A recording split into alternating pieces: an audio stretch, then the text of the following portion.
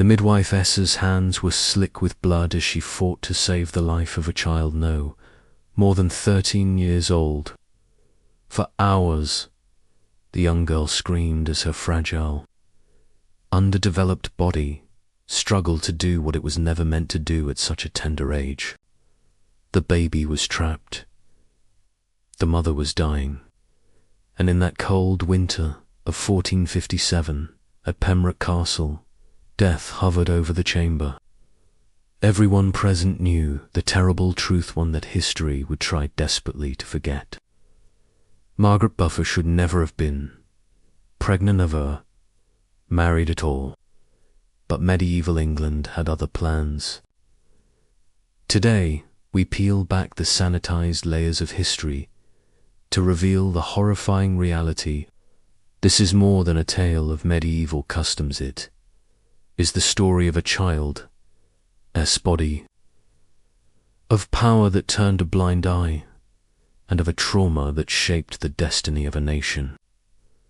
May 31st, 1443. At Bleow Castle in Bedfordshire, a baby girl was born, Margaret. From her very first breath, she was never treated as a child.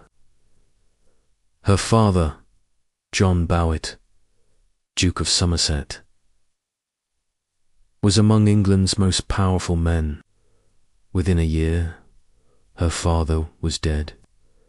Under shadowy circumstances, whispered as suicide, a sin that stained the family forever. To medieval society, suicide was not only a sin, but a disgrace that poisoned a family's name. Suddenly, baby Margaret was no longer a noble heir, but vulnerable prey.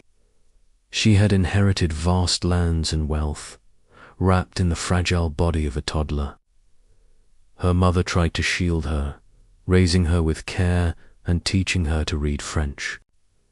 Yet the ruthless wheels of power had already begun to turn.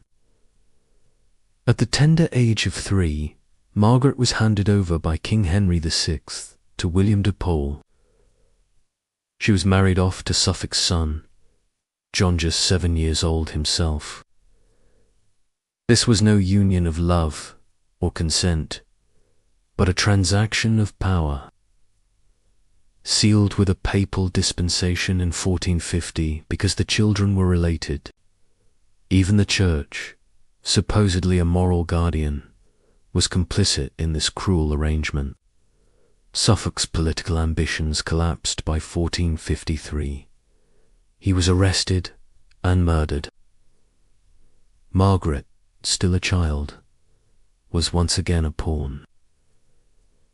King Henry VI then gave her to the Tudor brothers Edmund and Jasper, his ambitious, ruthless half-brothers, whose eyes gleamed with the promise of fortune and power.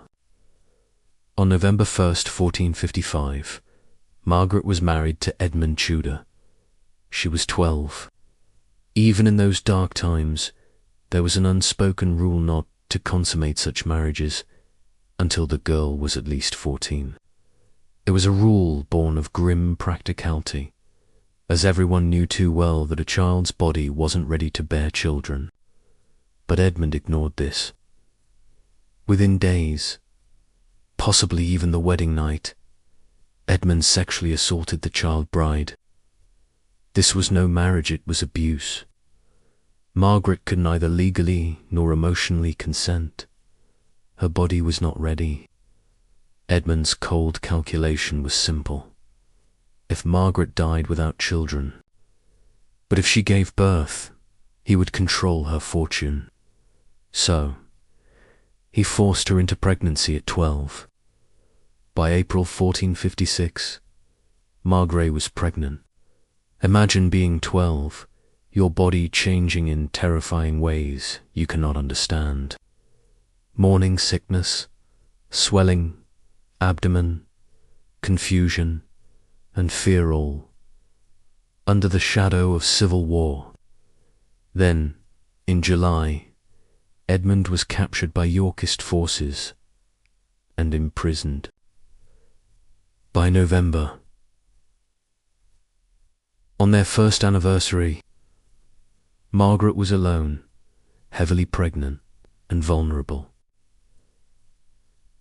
Despite the perilous journey through hostile territory, Margaret travelled to Pembroke Castle to seek protection under her brother-in-law, Jasper Tudor. On January 28, 1457, her ordeal began.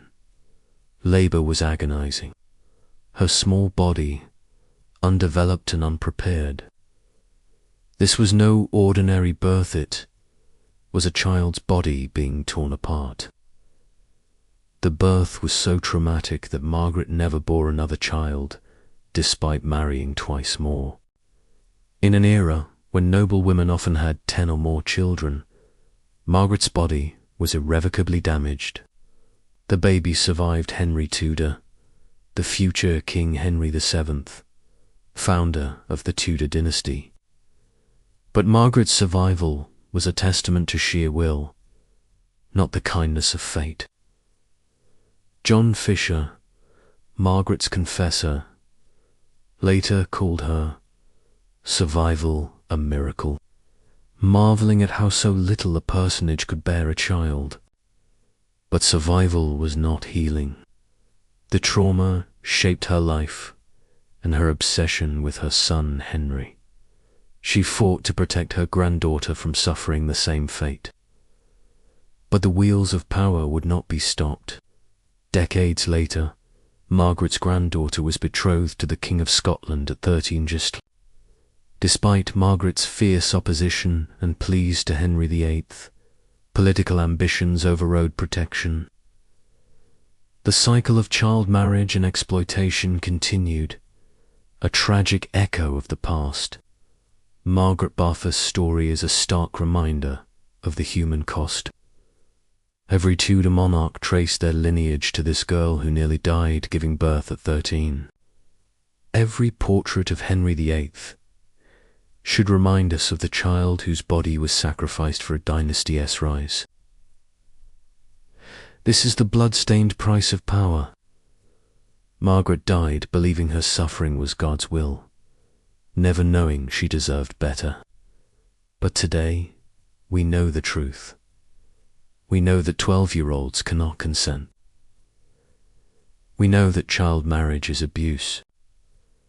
We remember Margaret not just as the mother of kings, but as a survivor of unimaginable cruelty. Her legacy is a call to us, all to protect the children and to never forget the cost of silence. Thank you for joining us in telling the true story behind the Tudor Roadster. May her memory inspire justice, compassion, and protection.